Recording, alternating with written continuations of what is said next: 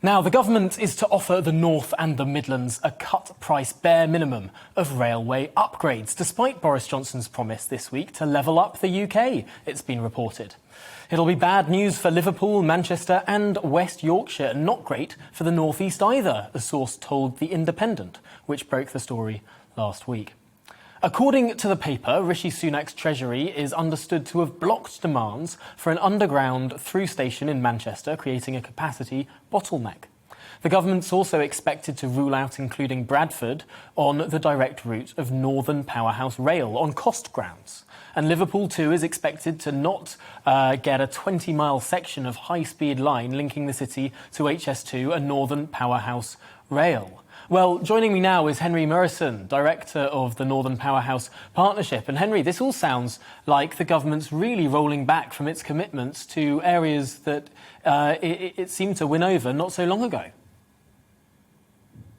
I think if this is true, then these changes would be a huge volte-face for the Prime Minister. So we had the Oakerview Review, which reported just before the pandemic, which gave a very significant push to the government to invest in both High Speed 2 and Northern Powerhouse Rail.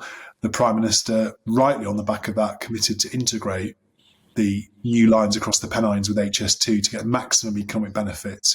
And the real challenge here is, and I've debated this on this channel with people like Liam Halligan who've been on the other side of the HS2 debate, that if you don't build the northern section of HS2, so that would also include the section from Birmingham to Leeds, and cut back Northern Powerhouse Rail, then the justification of having invested so much money in the new line between Euston and Birmingham is reduced. And I was with the leader of Birmingham Council last week on Friday in Birmingham city centre, talking about exactly the point that in the West Midlands, they really see the benefit of HS2 as being connecting to the rest of the country, to be connecting to the North East, to Yorkshire, as you said in your introduction. And so we do need that new line across the Pennines. We need Bradford on the network, but we also need the eastern leg of HS2. And whatever credence one gives briefings to newspapers at the weekend, Tom, and I know in your line of work, you know to always give that a pinch of salt.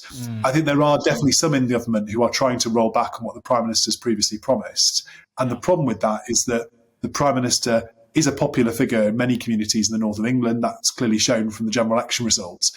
That may start to reduce the viability and the credence of promises the Prime Minister makes. And if levelling up looks to be a load of rhetoric and not reality, that could be a really bad outcome for many of those Red Wall MPs, Conservatives who won their new seats, who are suddenly going to have to turn around and explain to their constituents why HS2 is costing all this money to get a short distance from Birmingham to London, and they're not going to see any benefits from it. Well, no, that may be right in terms of outcome terms, but in terms of popularity, HS2 has never been overwhelmingly popular with the country at large, and potentially the idea, or at least the rhetoric of this government saying, you know what, HS2, let's stop talking about connecting to London all the time, let's actually do an east-west thing across the north instead. Do you not see that could be somehow more popular, even though in policy terms it might not be as good for the north of England? In terms of smart politics, maybe this is something that sounds more like it's levelling up.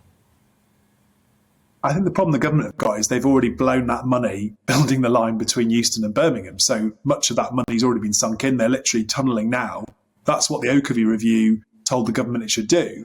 And the challenge, I think, is that even opponents of HS2, and Liam said this on his own programme on this channel, say the very worst thing would be to build the section between London and Birmingham and then not do the sections to the north. Because that's pretty much indefensible even for a skeptic. Sunk cost fallacy, as economists say, also sort of pouring bad money in after bad, or good money in after bad. Sort of, isn't there some time if there's a project that sort of spiralled from its initial 30 billion cost up to whatever it is, 120 billion now, perhaps, sort of just pouring more and more money in? Is there not an argument there that that's not the right thing to do?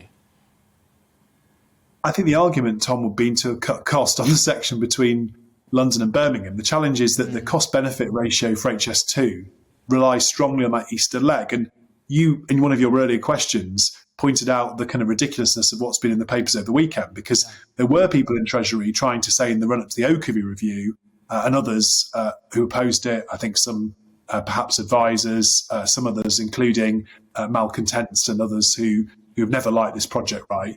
oh, we can cut this money from the north-south lines, and then you northerners can have it to spend on your line across the Pennines.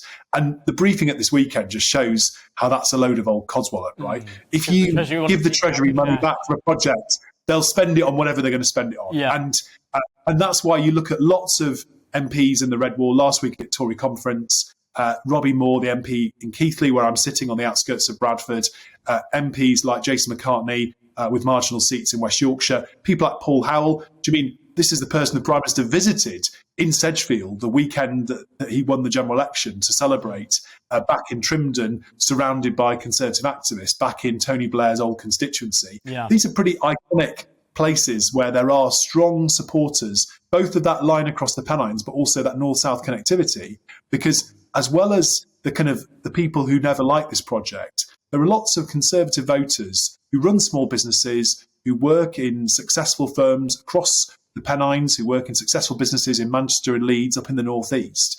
These are people who always voted Conservative in many cases, as well as those traditional swing voters. They absolutely don't like the idea of the North being shortchanged. And it's an interesting part of the Tories electoral coalition in the North, Tom, which is that as well as those new Conservative voters who've come over from the working classes, there's also traditional Tory voters in the north of England. And if you're someone, for instance, in, say, the south of Greater Manchester, you look at the places where Andy Burnham did very well in the mayoral elections, that have actually historically had Conservative MPs, like in Trafford, I'd be really worried if I was Graham Brady about this, because if you look like you're not going to, for instance, invest in Piccadilly Station, there are many people who work in the property sector, many people who work in financial services, who work in the wider economy in Manchester, who probably voted for people like Graham for many years. And I don't think they're going to take very kindly to the north of England being shortchanged by this government. And when they've shown in mayoral elections that they're quite happy to vote Labour, we could see in some of these seats a big swing against the Tories. No, it's a really fascinating conversation, and one I'm sure we will continue at another time. I'm afraid we've got to go to a break now. But Henry Morrison, Director of the Northern Powerhouse Partnership, thank you so much for being with us.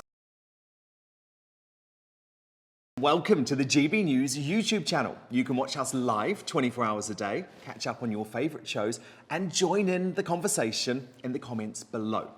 Don't forget to subscribe and you'll never miss any of our exclusive content.